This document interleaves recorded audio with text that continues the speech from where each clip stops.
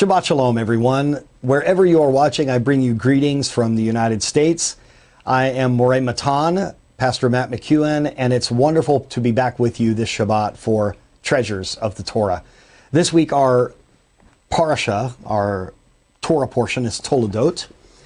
And there's an interesting concept that we learn in Judaism about what's known as the Yetzer Hara and the Yetzer Tov. The good inclination, the Yetzer Tov, and the evil inclination, the Yetzer Hara.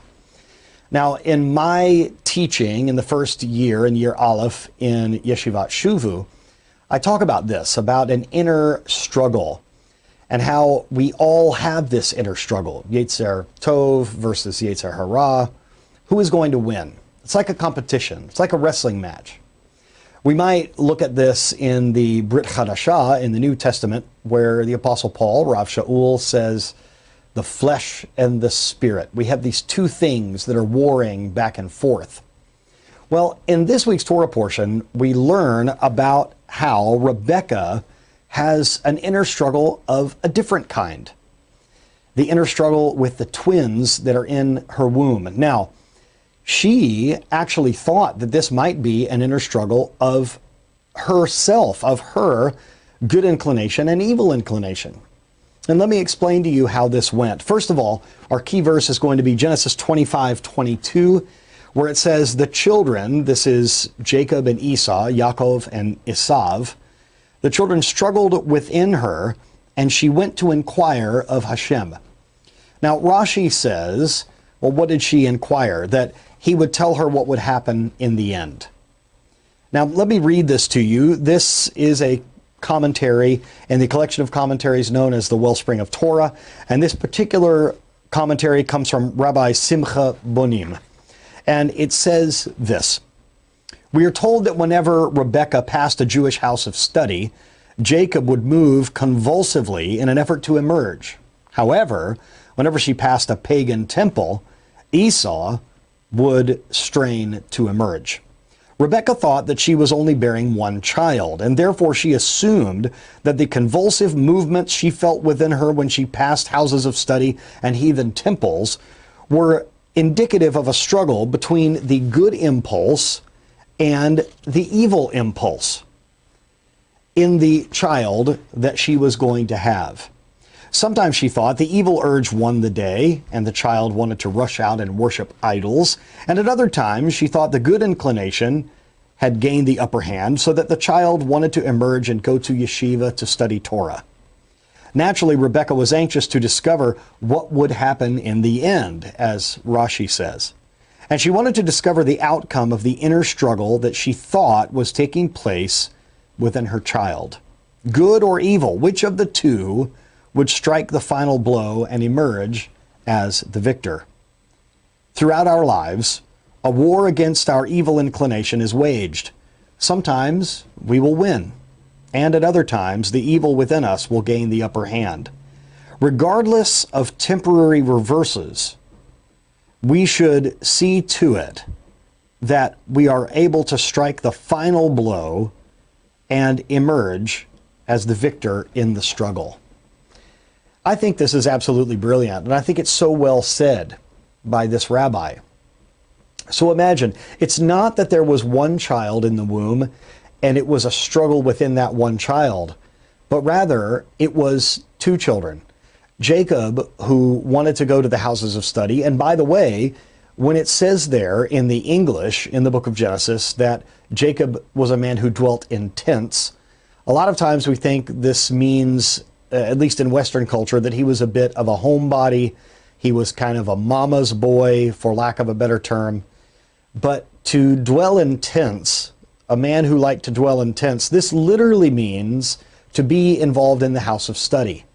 And we know that that's what he was doing. He was in the study halls of Shem and Eber, that he was studying Torah, while Esau, his twin brother, was out not only hunting for animals, but he was a person who had a thirst for blood. In fact, Jewish tradition tells us that he was the one who slew Nimrod out in the wilderness.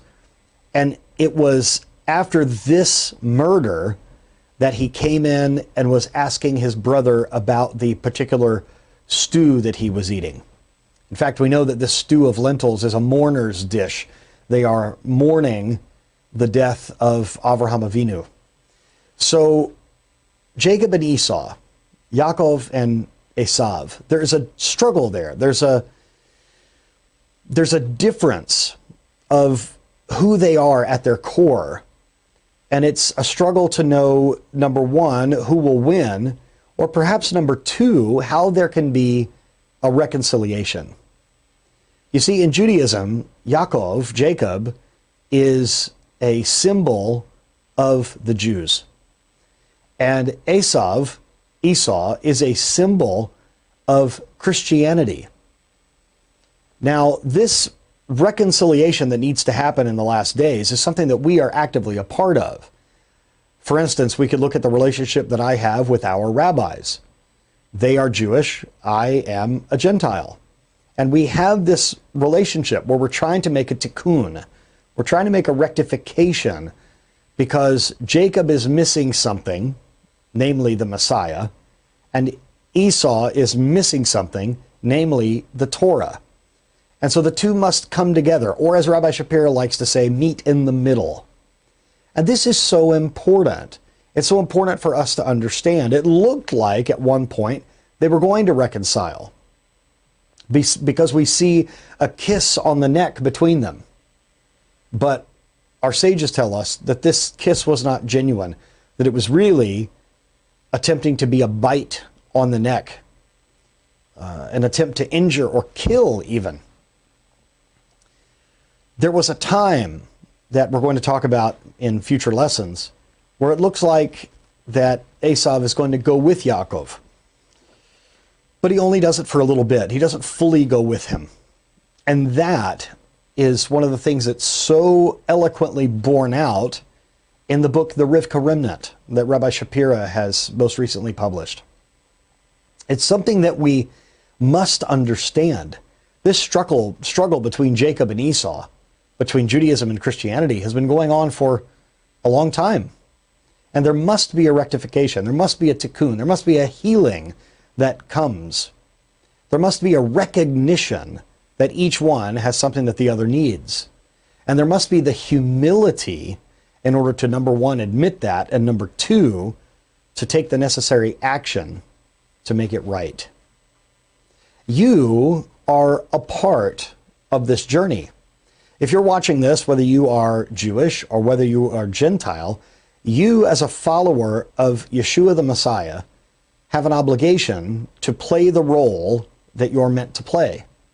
And there is a role for the Jew, for the Gentile.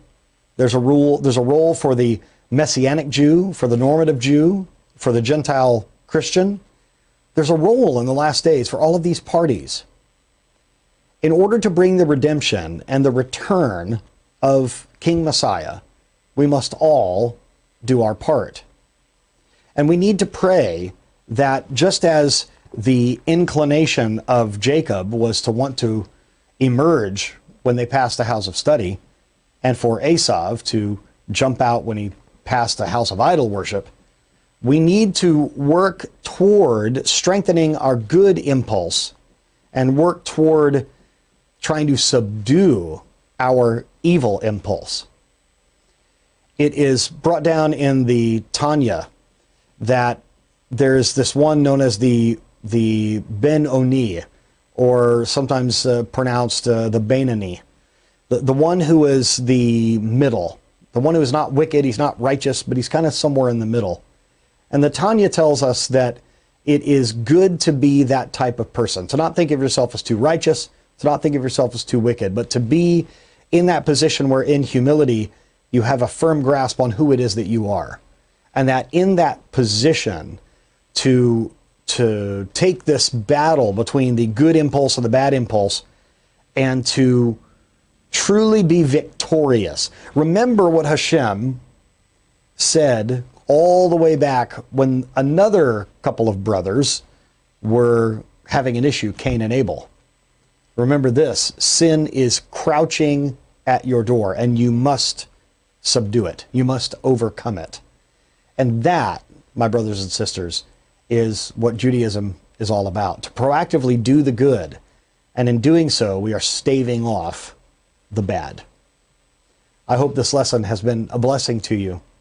And I hope that you will go forward being more mindful of engaging and strengthening your good inclination. Because walking with Hashem in a Jewish way is not so much about avoiding bad things, but rather proactively doing good things for the kingdom, for His glory, so that we don't even have time to think of doing bad things.